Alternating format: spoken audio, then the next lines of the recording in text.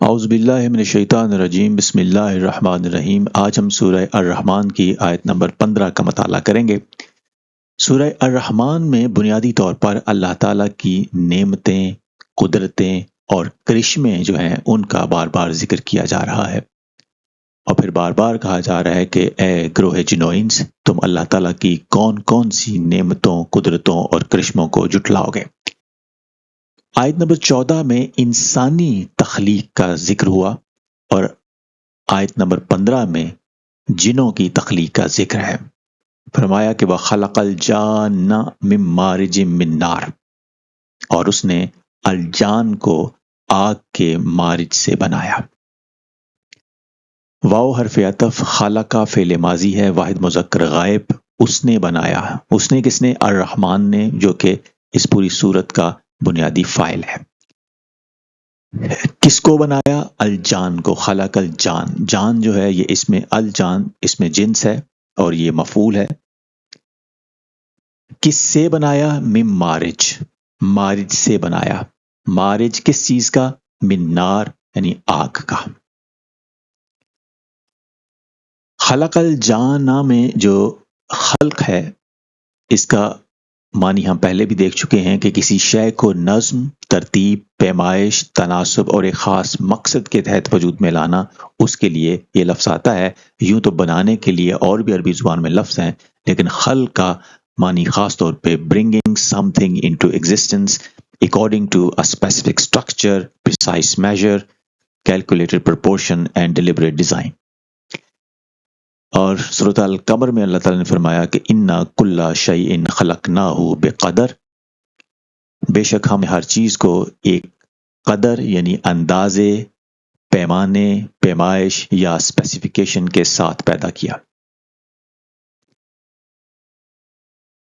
سورۃ الحجر میں کہا گیا کہ وَلَقَدْ خَلَقْنَا الْإِنسَانَ مِنْ صَلْصَالٍ مِّنْ حَمَإٍ مَسْنُونٍ، کہ بے شک ہم نے انسان کو سلسال من حمائن مسنون سے خلق کیا، اور والجان خلقناہ من قبل من نار سموم، اور جان کو انسان سے پہلے نار سموم سے خلق کیا۔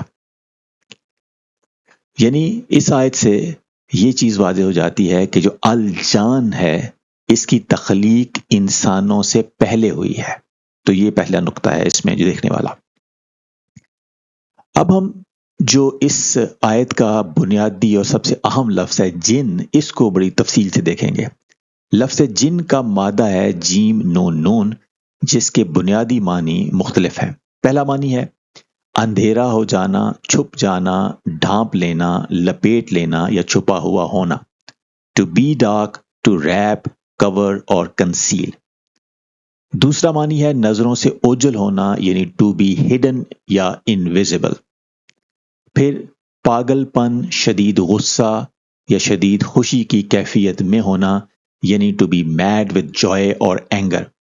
تو جب شدید غصے اور یا خوشی کی حالت میں گویا عقل اور شعور کے اوپر پردہ پڑ سکتا ہے یا اندھیرا چھا جاتا ہے، اس نسبت سے بھی یہی لفظ استعمال ہوتا ہے، یہ مادہ استعمال ہوتا ہے۔ پھر اس کا ایک اور پہلو ہے اس لفظ کی کے مادے کا جوش یا اضطراب کی حالت میں آ جانا، یعنی ٹو بی ایکسائٹڈ۔ یہ جو اس کی جو ورب فارم ہے وہ فعل لازم اور متعدی دونوں معنی میں استعمال ہوتی ہے۔ قرآن مجید میں ایک جگہ ہے کہ فَلَمَّا جَنَّ عَلَيْهِ اللَّيْلُ رَأَیَ كَوْكَبًا، پھر جب ان پر رات نے اندھیرا کر دیا تو انہوں نے ایک ستارہ دیکھا۔ جَنَّ عَلَيْهِ اللَّيْلُ کا معنی ہے لیل نے ان پر اندھیرا کر دیا، تو یہاں جنہ کا لفظ جو ہے وہ اندھیرا کرنے کے معنی میں آ رہا ہے، اور یہ وہی لفظ ہے جس کا مادہ جیم نون نون ہے، یہاں سے لفظ جن نکلا ہے۔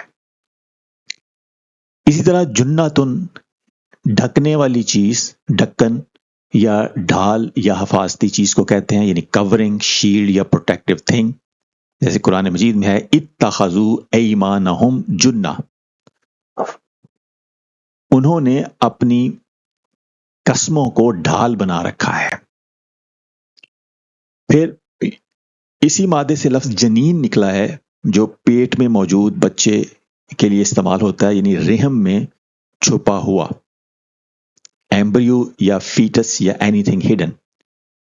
قرآن مجید میں ہے کہ وَإِذْ أَنْتُمْ أَجِنَّةٌ فِي بُطُونِ أُمَّهَاتِكُمْ، جب تم اپنی ماؤں کے پیٹ میں جنین کی صورت میں تھے۔ پھر اسی مادے سے لفظ جنون نکلا ہے، جس کا معنی پاگل پن، دیوانگی، شیطانی غصہ یا جنون عشق ہوتا ہے، یعنی میڈنس، ڈائبولیکل فیوری یا پیشن۔ قرآن مجید میں ہے کہ اولم یتفکروا ما بصاحبہم من جنہ،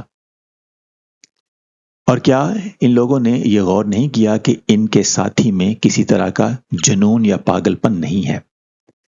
تو یہیں سے لفظ مجنوں بھی نکلا ہے، جس کا معنی دیوانہ یا جنون زدہ ہوتا ہے، اور یہ لفظ اس پودے کے لیے بھی استعمال ہوتا ہے جو انتہائی گھنا ہو، جس کے نیچے چیزیں چھپ جائیں، میڈ، پوزیسڈ یا لگزورینٹ پلانٹ۔ پھر یہی لفظ ہے، یہی مادہ ہے جیم نون نون، اسی سے لفظ جنت بھی نکلا ہے، اور جنتن یا جنہ وہ باغ ہوتا ہے جو اتنا گھنا ہو کہ درختوں کی وجہ سے زمین نظر نہ آئے، یعنی گارڈن یا پیراڈائز کے لیے بھی یہ لفظ استعمال ہوتا ہے۔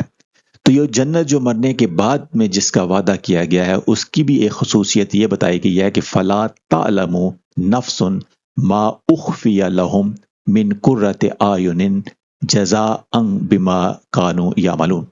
سو کسی کو معلوم نہیں جو آنکھوں کی ٹھنڈک ان کے لیے پوشیدہ رکھی گئی ہے، یعنی مخفی رکھی گئی ہے، یعنی وہ جو جنت پوشیدہ رکھی گئی ہے اس کے لیے بھی جنت کا لفظ آیا ہے۔ یہ ان اعمال صالحہ کا بدلہ ہوگا جو وہ کرتے رہے تھے۔ جانن کا ایک معنی سانپ بھی ہے، قرآن مجید میں اس کا استعمال بھی ہوا ہے، جیسے سورۃ النمل میں ہے کأنہا جانن، کہ جیسے وہ ایک سانپ۔ اب یہ جو لفظ جن ہے، عربی کی اگر مختلف لغات کا ہم احاطہ کریں تو ان کے مطابق یہ لفظ محاورۂ عرب میں ایک سے زیادہ مختلف معانی میں استعمال ہوتا ہے۔ مثلا اس کا ایک معنی ہے ایسی چیز جو چھپی ہوئی ہو، ایسی مخلوق جو آنکھوں سے پوشیدہ ہو، یعنی انویزیبل بینگ اس کا ایک جنرل یا عام میننگ ہے۔ پھر یہ لفظ ایسی بری روحانی اثرات رکھنے والی مخلوق کے لیے بھی استعمال کرتے تھے عرب، جو دلوں میں وسوسے ڈالتی تھی، اور وہ خیالی مخلوق جنہیں مشرکین اللہ کا شریک ٹھہراتے تھے اس کے لیے بھی لفظ جن وہ استعمال کرتے تھے، جیسے قرآن مجید میں ہے کہ وَجَعَلُوا لِلَّهِ شُرَكَاءَ الْجِنِّ، اور انہوں نے جنوں کو اللہ کا شریک بنایا۔ جراثیم یا جرمز جو خوردبین کے بغیر آنکھوں سے پوشیدہ ہوتے ہیں، ان کے لیے بھی یہ لفظ استعمال ہو سکتا ہے، انویزیبل بینگ۔ تو جو پوشیدہ چیزوں کی وجہ سے جو انسان بیمار ہو جاتے ہیں، ان میں سے ایک پوشیدہ چیز جراثیم یا جرمز بھی ہیں۔ پھر یہی لفظ جن جو ہے، یہ دور دراز علاقوں کی وہ آبادی جو شہری دنیا سے الگ تھلگ رہتی تھی، یعنی غیر متمدن یا وحشی لوگ یا جپسیز، ان کے لیے بھی یہ لفظ استعمال ہوتا تھا محاورۂ عرب میں۔ پھر یہ لفظ قرآن مجید میں ان طاقتور لوگوں کے لیے بھی استعمال ہوا ہے جنہیں حضرت سلیمان علیہ السلام نے قید میں لے کر محلات کی تعمیر اور غوطہ خوری جیسے کاموں میں لگایا تھا۔ وَحُشِرَ لِسُلَیمَانَ جُنُودُهُ مِنَ الْجِنِّ وَالْإِنسِ وَالطَّیْرِ فَهُمْ یُوزَعُونَ، اور سلیمان علیہ السلام کے لیے ان کے لشکر جنوں اور انسانوں اور پرندوں کی تمام جنسوں میں سے جمع کیے گئے تھے، چنانچہ وہ بغرض نظم و تربیت ان کی خدمت میں روکے جاتے تھے۔ تو الطیر جو ہے، یہیں سے لفظ طیارہ بھی نکلا ہے، یہ کوئی بھی فلائنگ آبجیکٹ ہے اس کے لیے یہ لفظ استعمال ہو سکتا ہے، اور پرندوں کے لیے بھی ہوتا ہے۔ وہ افراد جو لاجواب یا بے مثل ہوں، جن کا کوئی ہمسر نہ ہو یا جن کا ملنا شاذ و نادر ہو، محاورۂ عرب میں ان کو بھی جن کہا جاتا ہے میٹافوریکلی۔ اور وہ لوگ جو عام انسانوں سے الگ تھلگ ہو کر رہتے ہیں اور ان میں گھلتے ملتے نہیں، جیسے بادشاہ اور دیگر با اثر افراد، جو عام لوگوں کی نظروں سے اوجھل رہتے ہیں، ان میں گھلتے ملتے نہیں، ان کے لیے بھی یہ لفظ جن کا محاورے عرب میں استعمال ہوتا ہے۔ وہ مخلوق جو کرۂ ارض پر انسانوں سے پہلے آباد تھی اور اب ناپید ہو چکی ہے اور اب ہم اسے دیکھ نہیں سکتے، اس کے لیے بھی یہ لفظ استعمال ہوتا ہے۔ تو لفظ جن جو ہے یہ قرآن مجید میں سیاق و سباق کے حوالے سے مختلف جگہوں پہ مختلف معنی میں استعمال ہوا ہے۔ الجان کا بنیادی لیکسیکل تصور کوئی خوفناک مخلوق نہیں بلکہ مستور یا غیر مرئی مخلوق ہے، یعنی اس کا بنیادی معنی جن یا الجان کا وہ انویزیبل بینگ ہے، یعنی ایسی بینگ، ایسی مخلوق جو نظر نہیں آتی۔ قرآن مجید میں جن کا لفظ مختلف سیاق و سباق میں استعمال ہوا ہے، جس کی کچھ مثالیں ہم دیکھ لیتے ہیں۔ سورۃ الانعام کی آیت نمبر 128 کے شروع میں ہے کہ وَيَوْمَ يَحْشُرُهُمْ جَمِيعًا یا معشر الجن قد استکثرتم من الانس، اور جس دن وہ ان سب کو جمع فرمائے گا تو ارشاد ہوگا، اے گروہ جنات، یعنی اے جماعت جن، بے شک تم نے انسانوں میں سے بہت سوں کو اپنے ساتھ وابستہ یا اپنے دائرہ اثر میں کر لیا تھا۔ یعنی اب یہاں پہ ایک کوئی ریلیشن شپ جو جنوں اور انسانوں کا ہے اس کا تذکرہ ہو رہا ہے کہ جنوں سے کہا جا رہا ہے کہ تم نے انسانوں میں سے بہت سوں کو اپنے ساتھ وابستہ یا اپنے دائرہ اثر میں کر لیا تھا۔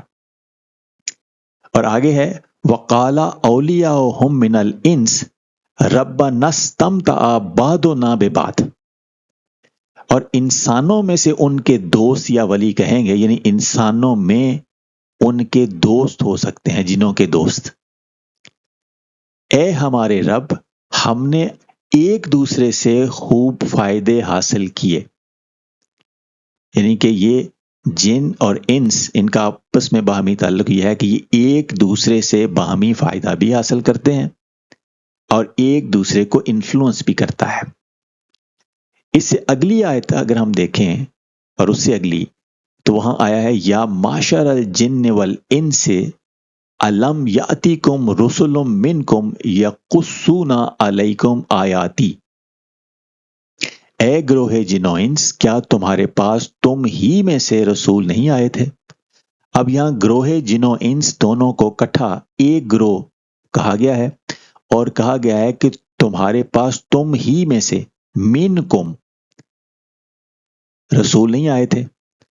اب یہاں سے کچھ لوگ یہ مانی لیتے ہیں کہ رسول تو صرف انسانوں میں سے آئے ہیں یا بنی آدم میں سے آئے ہیں، تو کیا یہ جو گروہ جنو انس کو ایک ہی گروہ کہا گیا ہے، تو کیا یہ دونوں کو بنی آدم کی آگے شاخیں ہیں یا جن الگ سپیشیز ہے، انس الگ سپیشیز ہے؟ تو بہرحال یہ ایک یہاں اسکول آف تھاٹ ہے جو کہ جن کو اس معنی میں بھی لیتا ہے، جیسے ہم نے وہ دیکھا کہ ان کا ایک معنی ہوتا ہے جپسیز یا غیر متمدن آبادیاں، ان سیولائز لوگ جو مین معاشرے سے الگ تھلگ کٹ کے دور دراز علاقوں میں رہتے ہیں۔ تو بہرحال یہ ایک انٹرپریٹیشن ہے، لیکن ضروری نہیں کہ یہی انٹرپریٹیشن صحیح ہو۔ قرآن میں کسی ایسے رسول کا ذکر نہیں آیا جو جن تھا، جبکہ یہ ذکر آیا ہے کہ بنی آدم میں سے رسول بھیجے، جیسے سورۃ الاعراف میں ہے کہ یا بنی آدم اما یاتینکم رسل منکم یقصون علیکم آیاتی، اے اولاد آدم یا بنی آدم، جب بھی تم میں سے ہمارے پیغمبر تمہارے پاس آئے۔ تو سورۃ الانعام اور سورۃ الرحمن کی آیات میں معاشر کے الفاظ سے یہ ظاہر ہوتا ہے کہ اس مقام پر جن اور انس دونوں کو ایک ہی معاشر یا ایک ہی گروپ کہا گیا ہے، یعنی دونوں اس سیاق میں کسی درجے میں ایک ہی گروپ کے افراد ہیں جو ایک ہی ذمہ داری یا تکلیف و مکلف ہونے میں شریک ہیں۔ اور یہ جو آیا ہے کہ ایک جگہ کہا گیا ہے کہ اے گروہ جنو انس، تم میں سے تمہارے پاس رسول بھیجے، اور دوسری جگہ کہا گیا ہے کہ اے بنی آدم، تم میں سے تمہاری طرف رسول بھیجے گئے۔ تو بنی آدم کو بھی تم میں سے کہا گیا ہے اور جنوں انس کے دونوں گروہ کو بھی فرشتوں میں سے کہا گیا ہے کہ تمہاری طرف رسول بھیجے، تو یہاں سے کچھ لوگوں نے تاثر یہ لیا ہے کہ بنی آدم جو ہے وہ جن و انس دونوں کو ریپرزینٹ کر رہا ہے، بشرطے کہ وہاں جن کا جو معنی ہے وہ یہ لیا جائے جیسے غیر مہذب آبادی، جو کہ ڈکشنریز میں مختلف معنیوں میں سے ایک معنی ہے۔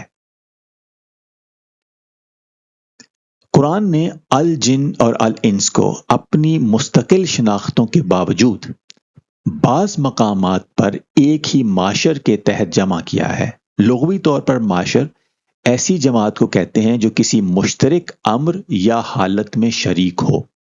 اس لیے یہاں یہ لفظ دونوں کے ایک ہی مادی یا آنٹولوجیکل نوع ہونے کو ثابت نہیں کرتا کہ جن اور انس سپیشیز ایک ہیں، بلکہ اس بات کو نمایاں کرتا ہے کہ دونوں شعور، اختیار، الہی خطاب، ہدایت، اخلاقی ذمہ داری اور آخرت کی جواب دہی کے ایک مشترک دائرے میں آتے ہیں۔ اس لیے ان کو معاشر الجن والانس کہا گیا ہے۔ تو ضروری نہیں کہ دونوں سپیشیز ایک ہوں، لیکن یہ ہے کہ دونوں کی کچھ ذمہ داریاں اور جواب دہی یا کچھ لحاظ سے دونوں میں قدر مشترک بھی ہیں۔ تو دو طرح کے نقطہ نظر آ گئے، ایک تو جو روایتی ہے کہ جن بالکل ہر لحاظ سے ایک الگ سپیشیز ہے، انس ہر لحاظ سے ایک الگ سپیشیز ہے۔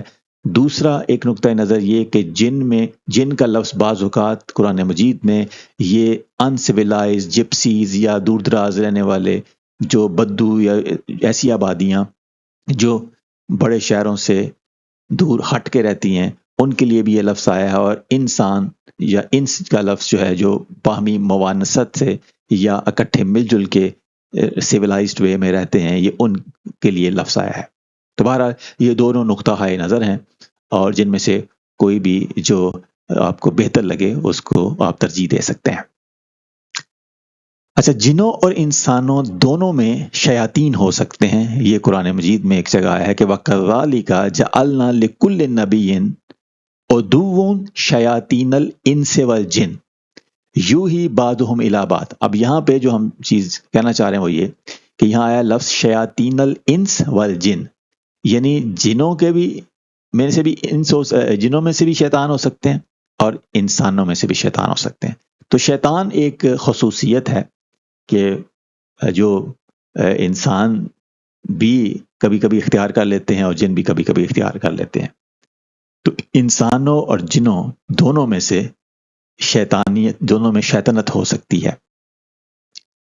پھر جنوں اور انس کی کثیر تعداد جہنمی ہے، یہ بھی دونوں کا ذکر ایک جگہ سورۃ الاعراف میں اکٹھا آیا کہ وَلَقَدْ ذَرَأْنَا لِجَهَنَّمَ كَثِيرًا مِنَ الْجِنِّ وَالْإِنسِ، کہ جنوں انس کی کثیر تعداد کو ہم نے جہنم کے لیے پیدا کیا ہے، یا ان کا انجام جہنم ہونے والا ہے کہ لہم قلوب لا یفقہون بہا ولہم اعین لا یبصرون بہا ولہم آذان لا یسمعون بہا اولئک کالانعام بل ہم اضل اولئک هم الغافلون، کہ ان کے پاس دل و دماغ یا قلوب ہیں مگر ان سے سمجھ بوجھ کا کام نہیں لیتے، ان کے پاس آنکھیں ہیں لیکن ان سے دیکھنے کا کام نہیں لیتے، ان کے پاس کان ہیں لیکن ان سے سننے کا کام نہیں لیتے۔ یہی وہ لوگ ہیں جو جانوروں کی مانند ہیں، بلکہ یہ ان سے بھی گمراہ تر ہیں، اور یہی وہ لوگ ہیں جو غافل ہیں۔ پھر سورۃ الاحقاف میں آیا ہے کہ وَإِذْ صَرَفْنَا إِلَيْكَ نَفَرًا مِنَ الْجِنِّ يَسْتَمِعُونَ الْقُرْآنَ فَلَمَّا حَضَرُوهُ قَالُوا أَنصِتُوا فَلَمَّا قُضِيَ وَلَّوْا إِلَىٰ قَوْمِهِمْ مُنذِرِينَ۔ اے حبیب صلی اللہ علیہ وسلم، جب ہم نے جنات کی ایک جماعت کو آپ کی طرف متوجہ کیا جو قرآن غور سے سنتے تھے، پھر جب وہ وہاں یعنی بارگاہ نبوت میں حاضر ہوئے تو انہوں نے آپس میں کہا خاموش رہو۔ پھر جب پڑھنا ختم ہو گیا تو وہ اپنی قوم کی طرف ڈر سنانے والے یا وارننگ دینے والے بن کر واپس چلے گئے۔ پھر ایک اور جگہ ہے سورۃ الجن میں قُلْ أُوحِيَ إِلَيَّ أَنَّهُ اسْتَمَعَ نَفَرٌ مِّنَ الْجِنِّ فَقَالُوا إِنَّا سَمِعْنَا قُرْآنًا عَجَبًا۔ آپ فرما دیں میری طرف وحی کی گئی ہے کہ جنات کی ایک جماعت نے میری تلاوت کو غور سے سنا تو جا کر اپنی قوم سے کہنے لگے بے شک ہم نے ایک عجیب قرآن سنا ہے۔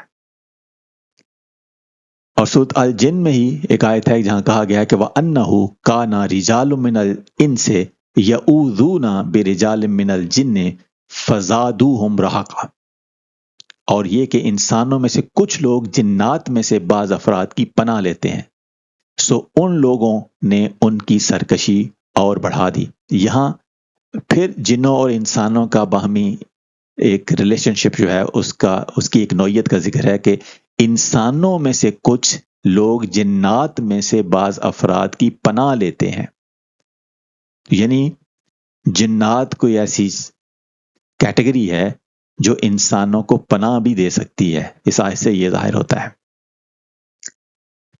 अब कुरान मजीद में कहीं पे अल जान का जिक्र है और कहीं पे अल जिन, ये दो अलग अलग अल्फाज इस्तेमाल हुए हैं। दोनों का मादा तो जीन नून नून है, जीम नून नून, और मादे का बुनियादी मफहूम है छुपना या मस्तूर होना, निगाह से ओझल होना वगैरह। लेकिन कुरानी इस्तेमाल में ये जो दो लफ्ज़ हैं अल जान और अल जिन, इनका मानवी फोकस थोड़ा मुख्तलिफ है। अल जिन अमूमन जिन्नात को बतौर जमात या नौ या कोलेक्टिव कैटेगरी के तौर पे बयान करता है ये लफ्ज़, जैसे या माशर अल जिन्न वल इंस या नफर मिन अल जिन। जबकि अल जान का लफ्ज़ जो है ये खुसूसन तख्लीक के सियाक में उसी जिन्नी नौ को उसकी असल तख्लीक या जेनेरिक ओरिजिन या आइडेंटिटी के एतबार से पेश करता है, जैसे खलकल जान मिन मारिज मिन नार और वल जान खलकनाहु मिन क़ब्ल। इसलिए ज्यादा प्रिसाइज फर्क दोनों में यह है कि अल जिन जिन बहसियत स्पीशीज या कम्युनिटी, जबकि अल जान उसी जिन्नी नौ का ओरिजिन फोकस्ड या जेनेरिक डेजिग्नेशन।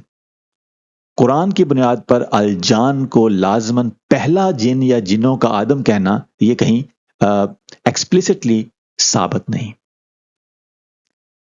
अब अगला लफ्ज़ है आयत का कि जिन्नों को बनाया गया मारिजिम मिन नार, आग के मारिज से। तो मारिज क्या है? मारिज का मतलब होता है बेकरार, बेकाबू, बेतरतीब शोला, ऐसी आग जिसमें धुआं और लपक दोनों हो। वो आग जो मुख्तलिफ तबाए या अज्जा या एलिमेंट्स का मुरक्कब हो, उसमें हीट एनर्जी भी हो, उसमें काइनेटिक एनर्जी भी हो, उसमें एयर और फ्लेम, इन सब का मुरक्कब हो। अगर हम लफ्ज़ मारिज के मुख्तलिफ इसके मानी की जिहतें देखें तो उसमें एक जिहत होती है इख्तलात या इंटरमिंगलिंग, यानी दो चीज़ों का एक दूसरे में दाखिल होना। जैसे कुरान में एक जगह है मरजल बहरैन यल्तक़ियान, उसने दो समंदरों को छोड़ दिया कि वो आपस में मिलते हैं, बाहम मिलते हैं। तो मर्ज होना, इंटरमिंगलिंग, ये लफ्ज़ मारिज में एक मीनिंग, एक पहलू इसका ये है। ये वही मादा माराजल बहरैन में आया है। तो बस माराजा में सिर्फ मूवमेंट नहीं बल्कि इंटर पेनिट्रेटिंग मूवमेंट भी हो सकती है। ये मारिज लफ्ज़ का एक पहलू है जिसमें जो शोले हैं, जो आग है, आपस में इंटरमिंगल कर रही है या गैसेज आपस में इंटरमिंगल कर रही हैं। फिर इसी मादे में, माराजा के मादे में इरसाल या इतलाक का मफहूम भी होता है, जिसका मानी है किसी चीज को आजाद छोड़ देना ताकि वो हरकत करे। इसीलिए अरबी में मराजात दाबा कहते हैं जानवर के आजाद चरने को, यानी इसमें एक बुनियादी तस्वर अनरिस्ट्रेन्ड मूवमेंट है। तो ये जो शोला है ये वो है जो अनरिस्ट्रेन्ड, जिसकी मूवमेंट हो।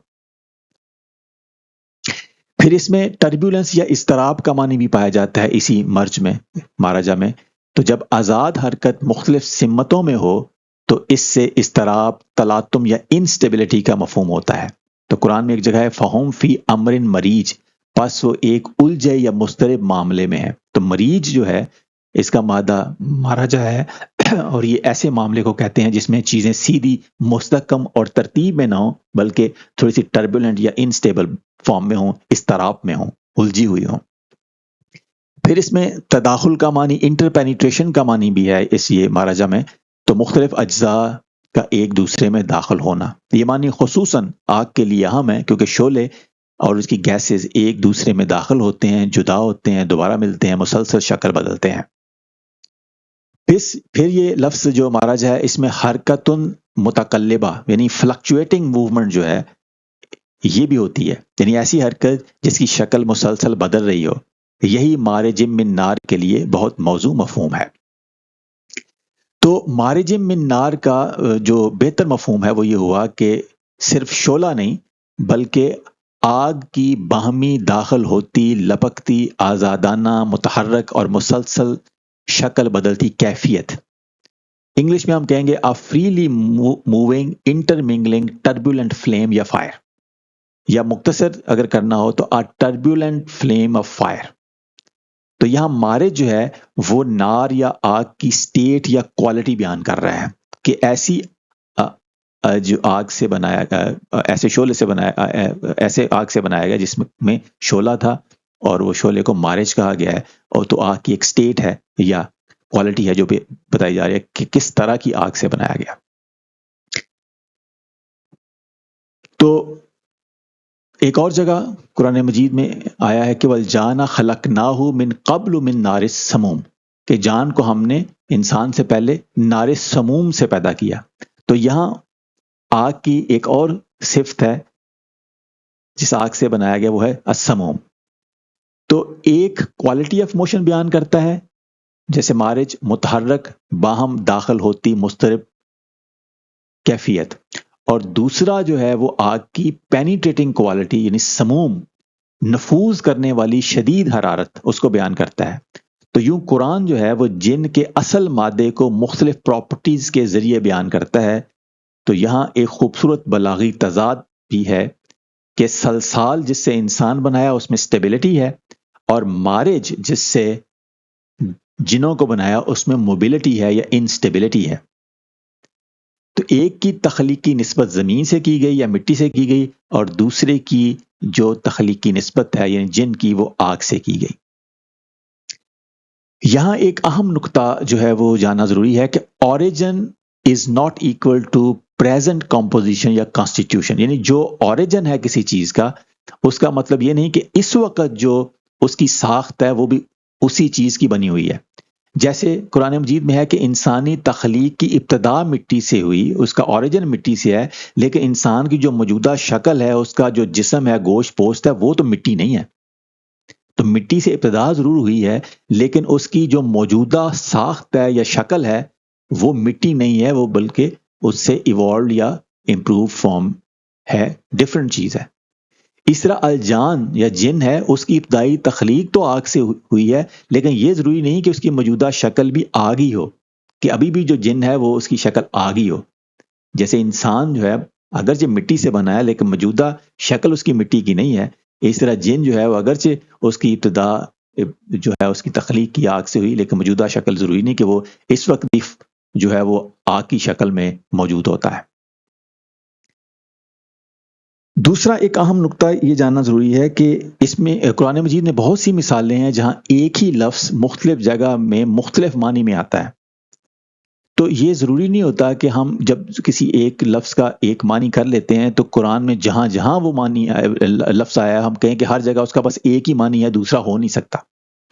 تو اس طرح لفظ جو جن ہے وہ ضروری نہیں کہ جہاں جہاں قرآن میں آیا ہے ہر جگہ وہ ایک ہی معنی میں آیا ہے. ہم نے لفظ جن کے بہت سارے مختلف معنی دیکھے, تو سیاق و سباق یہ طے کرے گا کہ کون سا معنی کہاں سب سے زیادہ موزوں ہے. مثلا اس کی ایک مثال ہے کہ قرآن مجید میں کا لفظ جس کا عام معنی ماں ہوتا ہے وہ مختلف معنی میں آیا ہے, جیسے الکتاب, کتاب کی ماں. اب یہ جو کتاب کی ماں ہے الکتاب, یہاں کا معنی وہ نہیں ہے جو موسیٰ میں ہے. جو موسیٰ کی ماں ہے وہ بایولوجیکل مدر ہے, لیکن الکتاب, کتاب کی جو ہے یہاں وہ اس معنی میں ماں نہیں آیا. پھر القریٰ, شہروں کی ماں یا بستیوں کی ماں, یہ بھی اس معنی میں نہیں آیا. یہ جو اس بستی کو مرکزی حیثیت حاصل ہو جیسے مکہ تھی تو اس کے لیے یہ لفظ آیا ہے. تو یہاں بھی جو ہے وہ ماں کے معنوں میں نہیں آیا جو بایولوجیکل مدر ہے. اس طریقے سے حاویہ, اس کا ٹھکانہ حاویہ ہے, تو یہاں جو ہے وہ ٹھکانہ کے معنی میں ہے. تو لفظ ایک ہی ہے لیکن مختلف سیاق و سباق میں اس کے معنی بدل جاتے ہیں. تو یہ ضروری نہیں اسی طرح کہ جو لفظ جن ہے ہم یہ ضد کریں کہ ہر جگہ جن کا معنی ایک ہی ہے. تو ڈکشنری میں یا لغات میں جتنے معنی آئے ہیں ان میں سے جو سب سے زیادہ موزوں ہو کسی جگہ پہ سیاق و سباق میں, اور قرآن کی کسی دوسری آیت سے اس کا میننگ کنٹراڈکٹ نہ کرے, تو وہاں پہ وہ مطلب لیا جا سکتا ہے. اچھا, ایسی مثالیں دوسری زبانوں میں بھی عام ہیں کہ ایک ہی لفظ ہوتا ہے لیکن اس کے مختلف کانٹیکسٹ میں مختلف مطلب ہوتے ہیں, تو اس میں کوئی اتنی بڑی بات نہیں ہوتی. جیسے انگلش میں ایک لفظ ہے بینک. بینک ایک مالیاتی ادارہ بھی ہوتا ہے اور بینک کا معنی دریا کا کنارہ بھی ہوتا ہے. اس طریقے سے انگلش کا ایک لفظ ہے بیٹ. بیٹ کا معنی چمگادڑ بھی ہوتا ہے اور دوسرا بیٹ کا معنی بلہ بھی ہوتا ہے جسے کرکٹ کھیلتے ہیں. تو لفظ ایک ہی ہے، اس کے معنی مختلف ہے مختلف کانٹیکسٹ میں. اس طرح لفظ لائٹ ہے تو لائٹ کا معنی روشنی بھی ہوتا ہے، لائٹ کا معنی ہلکا بھی ہوتا ہے. اس طرح قرآن مجید میں جان کا لفظ سانپ کے لیے بھی آیا ہے، اور جان کا لفظ جو ہے وہ جن انویزیبل بینگ کے لیے بھی آیا ہے. تو جنرلی اگر دیکھا جائے تو جان یا جن کا جنیرک معنی ہے انویزیبل بینگ، ایسی چیز یا ایسی مخلوق جو نظر نہیں آتی، جو آنکھوں سے پوشیدہ ہے. اب وہ ریئل سینس میں آنکھوں سے پوشیدہ مخلوقات ہیں، ان کے لیے بھی آتا ہے، اور میٹافوریکل سینس میں جو تشبیہی طور پہ کہہ لیں کہ جو آنکھوں سے پوشیدہ مخلوقات ہیں ان کے لیے بھی آ سکتا ہے. جیسے ہم کہتے ہیں کہ تم تو عید کا چاند ہی ہو گئے ہو، کبھی نظر نہیں آئے. تو اب چاند کا مطلب وہ یہ نہیں ہے یہاں پہ کہ وہ واقعی مون ہے اسپیسیفکلی. تو میٹافوریکلی جو لوگ کم کم نظر آتے ہیں، یا دور دراز آبادیاں جو شہری لوگوں کو عام طور پہ لوگ نظر نہیں آتے یا کبھی کبھار ملتے ہیں، تو ان کو بھی یہ محاورہ عرب میں لفظ یہ جن ان کے لیے بھی استعمال ہوا. اور جو واقعی ان ریالٹی ایسی بہت ساری بینگز ہوں گی، انسان کے علاوہ بہت ساری ایسی مخلوقات ہیں جو انسانوں کی آنکھوں سے پوشیدہ ہیں. تو ان کو کولیکٹیولی ان کو بھی جن کہا جا سکتا ہے کہ وہ آنکھوں سے پوشیدہ مخلوقات ہیں. اور کوئی اسپیسیفک مخلوق ایسی بھی ہو سکتی ہے کہ جب زمین وجود میں آئی تو اس کا ٹمپریچر بہت زیادہ تھا، تو اس وقت ہائی ٹمپریچر پہ وہ ایگزسٹ کرتی ہو اور اب وہ ناپید ہو چکی ہو، یہ بھی امکان موجود ہے. یا واقعی کو آگ سے بنی ہوئی مخلوق ہو اور اب بھی وہ موجود ہو. تو ظاہر ہے چونکہ قرآن میں ذکر ہے کہ آگ سے بنی ہوئی مخلوق ایک جن ہے، تو اب یہ جو آگ سے بننا ہے، یہ اس کا جو معنی ہے وہ بھی میٹافوریکل بھی ہو سکتا ہے اور ریئل بھی ہو سکتا ہے. ایک ہے کہ فائری نیچر، کہ مطلب جیسے ہوتا ہے نا کہ جیسے کہتے ہیں انگلش میں فائری نیچر، کہ یہ بڑا جیسے اردو میں بھی ہم کہتے ہیں شعلہ بیاں، یہاں شعلہ بیاں تو نہیں کہہ سکتے، یعنی شعلہ صفت.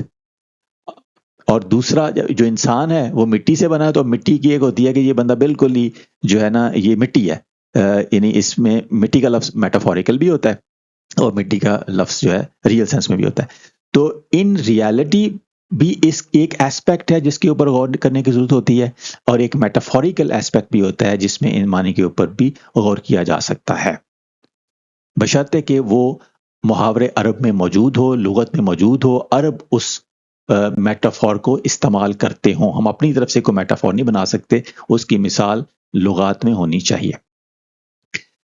سورۃ الرحمن کی آیت نمبر 15 جو ہے، جو بھی ہم نے پڑھی ہے، یہ ایک بڑا تصور قائم کر رہی ہے کہ اللہ کی تخلیقی قدرت مختلف مادی اثر رکھنے والی مخلوقات کو وجود دیتی ہے، جامد مٹی سے انسان اور متحرک آگ سے جن، لیکن دونوں اپنی مختلف فطرتوں کے باوجود اسی ایک خالق کی مخلوق ہیں، اسی رب کی نعمتوں کے محتاج ہیں اور اسی کے سامنے جواب دہ ہیں. اور اسی لیے اگلی آیت پھر انسان اور جن دونوں کو مخاطب کر کے پوچھتی ہے، فَبِأَيِّ آلَاءِ رَبِّكُمَا تُكَذِّبَانِ، تو تم دونوں اپنے رب کی کون کون سی آلاء کو، یعنی نعمتوں کو، قدرتوں کو، کرشموں کو، میریکلز کو، مارولز کو جٹلاؤ گے. وَمَا عَلَيْنَا إِلَّا الْبَلَاغُ الْمُبِينُ.